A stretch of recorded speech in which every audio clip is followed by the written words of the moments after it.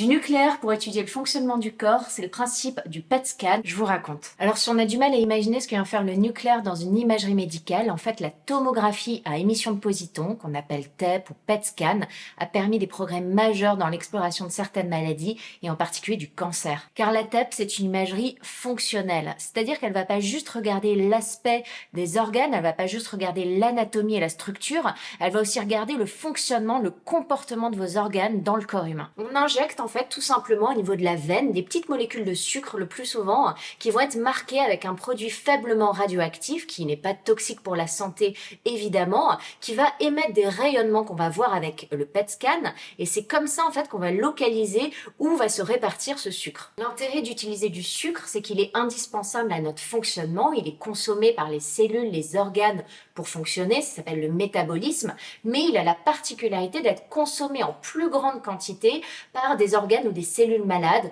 en particulier les cellules cancéreuses qui vont avoir besoin de beaucoup plus de sucre pour fonctionner. Du coup, en suivant la répartition de ce sucre radioactif, on peut détecter des cellules anormales qui rayonneraient trop parce qu'elles captent trop de ce marqueur, et donc on identifie des cellules malades par leur fonction et non pas par leur aspect ou leur forme. Donc le PET scan et les imageries fonctionnelles, c'est vraiment une autre manière d'appréhender les maladies, et donc c'est tout à fait complémentaire des autres techniques d'imagerie que vous connaissez plus souvent.